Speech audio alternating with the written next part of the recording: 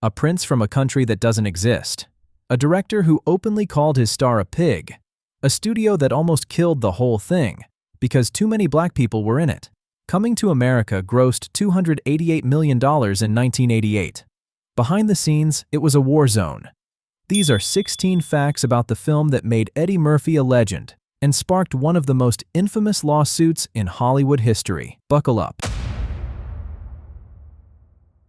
Fact 1. The studio demanded a white actor. The entire cast was black. Paramount had a problem with that. Executives made it clear, no white actor, no movie. They sent a list of 3 names. Murphy and Arsenio Hall picked Louis Anderson because they liked him. Anderson plays a McDowell's employee who sincerely plans to make manager in 2 years, a supporting role, but it was the price of the green light. Fact 2. Murphy's makeup was so good, nobody recognized him. Murphy played 4 characters: Prince Akeem, Barber Clarence, elderly Jewish regular Saul, and sexual chocolate frontman Randy Watson. When the Saul makeup was done, Murphy drove a golf cart across the Paramount lot, stepped out, and said in his normal voice, "Hi, I'm Eddie Murphy." Nobody believed him. First time he'd played multiple roles in one film. Inspired by Peter Sellers in Dr. Strangelove, it became his signature. Fact 3. Jesse Jackson thanked Murphy for the diverse cast. After the film came out, Reverend Jesse Jackson personally thanked Murphy for casting so many older actors in the barbershop scene. Murphy told him he'd played all of them himself. Jackson went pale.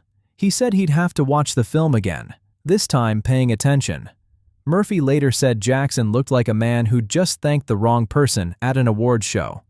Fact 4. McDowell's was actually a Wendy's McDowell's, the restaurant so brazenly copying McDonald's that Cleo McDowell explains his workaround on camera, was a real Wendy's on Queens Boulevard. The building stayed a restaurant until 2013, when it was demolished for luxury apartments. McDowell's still has its own Yelp page, with reviews. Fact 5. Paula Abdul choreographed the wedding scene. Nobody knew who she was. The elaborate opening dance for Akeem's betrothal ceremony was created by Paula Abdul, still a Laker girl and choreographer for Janet Jackson, not yet a name in film. Director John Landis called her because he wanted to meet the woman who'd choreographed Janet Jackson. Abdul showed up with a briefcase of videotapes. A year later, she had 4 #1 singles. Coming to America was her big screen debut. The briefcase worked. Fact 6. Zamunda came from a Richard Pryor routine. The writers didn't invent Zamunda. It appears in a Richard Pryor stand-up bit referencing a made-up African tribe. The writers had originally named the kingdom Zamuda. Landis changed it to Zamunda, closer to Pryor's version, a fictional kingdom built on a comedy sketch, and somehow more convincing than half the real countries in 1980s cinema. Fact 7. Murphy got Landis hired, then they nearly came to blows. Landis called Murphy the pig of the world. Reckless, surrounded by an entourage, convinced everyone owed him deference. James Earl Jones reportedly called Murphy an Arctic wind on set.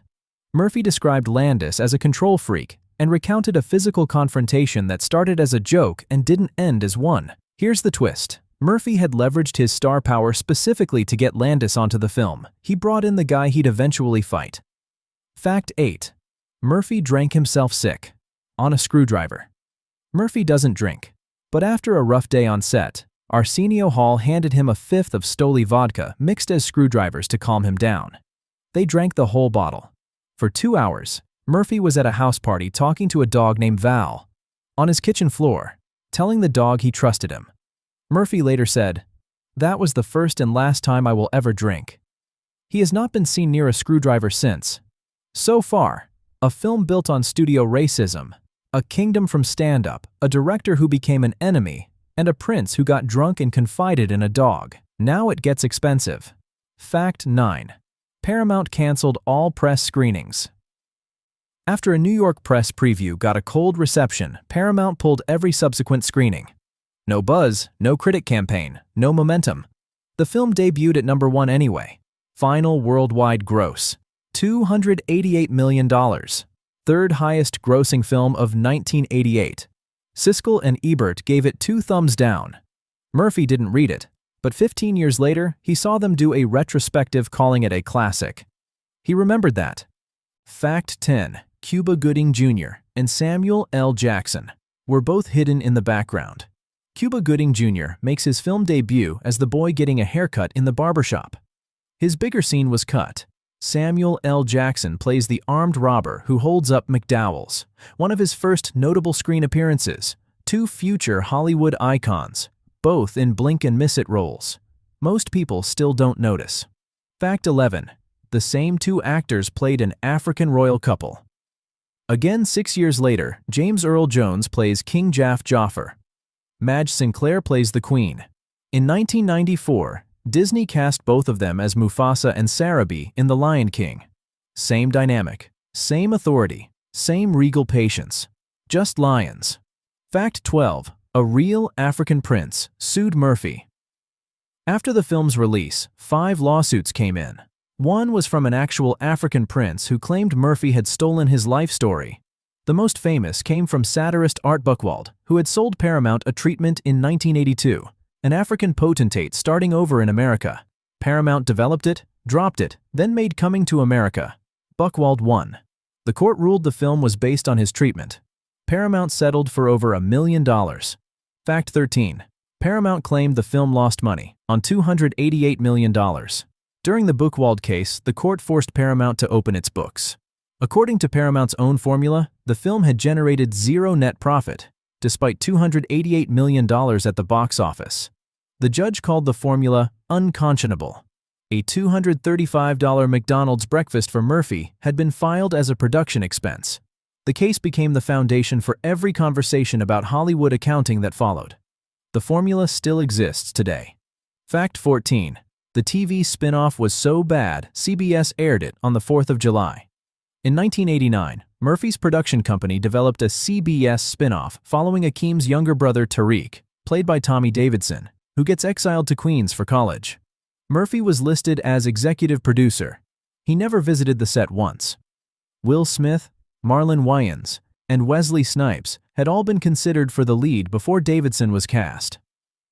CBS aired it on July 4th, the one night Americans are guaranteed to be outside. It was reviewed as perfectly awful, no Zamunda, no Akeem, no wonder. Fact 15. The film was delivered 6 months after it was greenlit. The entire production, casting, filming, post-production, was completed in 6 months. There are reports the film was still being edited the day prints were shipped to theaters. Under that pressure, Murphy and Landis's friendship briefly collapsed entirely. The film still became one of the most beloved comedies of the decade. 6 months, one war zone, $288 million. Fact 16. The paintings in Lisa's apartment were made by Eddie Murphy.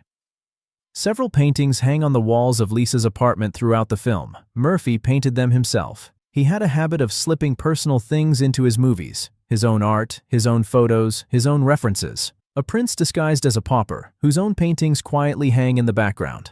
There's no better image for what Coming to America actually was. A studio that demanded a white face, a director Murphy handpicked, then nearly fought, a lawsuit that exposed how Hollywood hides its money, and a prince who talked to a dog named Val. The whole film is absurd. The whole film is brilliant.